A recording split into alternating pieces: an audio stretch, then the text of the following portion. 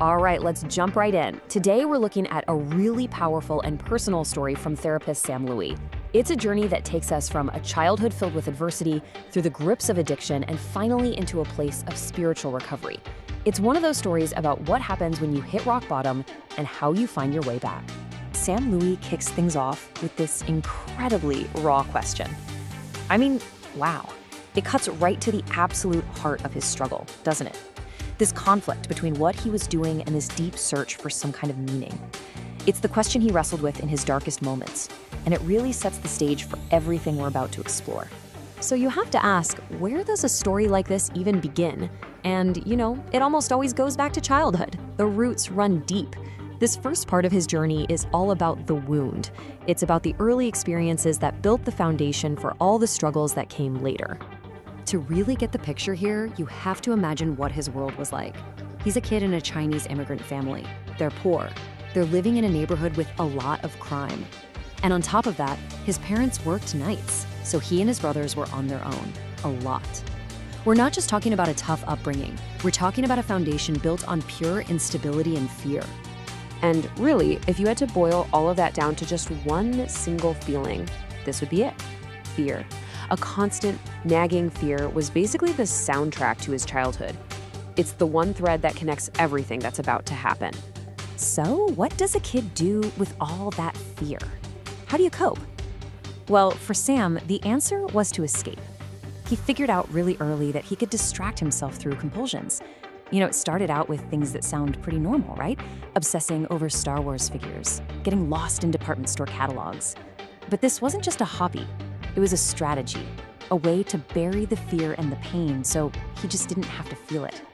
Okay, so as he gets older and moves into young adulthood, those childhood coping skills start to, they change. They evolve. This next part of his story is all about a search for the control and validation that he just never had as a kid. And this is where you see this incredible push and pull happening inside him. On one hand, sex gave him this feeling. For the first time, it felt like being loved, like being validated. But on the other hand, there was this massive, all-consuming fear that if anyone really got to know him, the real him, they would reject him. So what did he do? He'd end relationships first, just to stay in control. So after college, he gets into journalism. And you'd think, okay, a career, maybe some stability, but nope. It actually just amplified all the pressure. He was hundreds of miles from home, totally lonely, and carrying this massive weight of being the first person in his family to graduate from college in the US. The fear of failure was just immense. This timeline just lays it all out so clearly. You can literally see how one compulsion fed right into the next, and how each step got more isolating and more destructive. What began with catalogs turned into seeking control through casual sex. But when that intimacy felt too risky, porn seemed like a safer substitute, no risk of rejection. And from there, things really spiraled downwards. And all of this leads to the breaking point.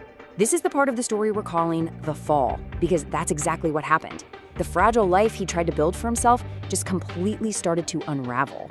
During this time, he actually got married, but he's pretty honest about the fact that it was a decision driven more by a fear of being alone than by any real, genuine love.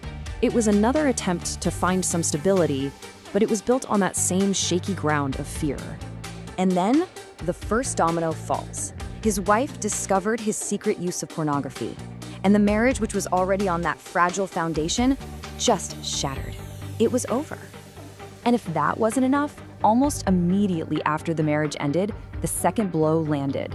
He was laid off from his job as a news reporter. His career, the one thing he felt he had control over, was suddenly gone. So think about it. Marriage gone, career gone, what's left? Just complete and utter shame. The weight of his secrets, plus the very public failures of his divorce and his job loss, left him feeling totally and completely crushed. In his own words, this is how he saw himself. I mean, that's just a brutal, devastating way to feel. That's the sound of someone hitting rock bottom. There was nowhere left for to fall. But they say that rock bottom is often where the real journey begins. And that's exactly what happens next. This final section is about that pivot from total despair to hope. It's about surrender and how he finally found a way to heal. This is the moment. This is where the crucial shift happened. He started to reframe his entire past. Instead of seeing God as having abandoned him, he started to believe that a higher power was actually right there with him the whole time, through the fear, through the divorce, through the shame. And that's a profound change in perspective. A huge concept in his recovery was this idea of surrender. And what does that actually mean? It's not about giving up, not at all. It's about letting go. Letting go of that constant, lifelong need to control everything. What people think of you, how relationships turn out, all of that stuff that was driven by fear. So his path to recovery can really be broken down into these 4 steps. It starts with humility, being able to acknowledge the past hurts. Then comes courage. You have to face some hard truths. Next is that huge one, surrender. And finally, acceptance. Accepting yourself unconditionally, even when you have setbacks, because nobody's perfect. And another really critical piece of his healing was understanding the cultural side of his pain. He realized that the specific pressures and the concept of Asian shame he grew up with were this incredibly heavy burden he was carrying. And realizing that meant he could finally choose to set it down. He refused to let it keep him shackled anymore. And this brings us to such a transformative idea. It's a complete reframing of what it means to fail. In recovery, he says, setbacks aren't just steps backward. If you stay on the path, every fall is actually a fall forward. It's a chance to get a deeper understanding of grace and unconditional love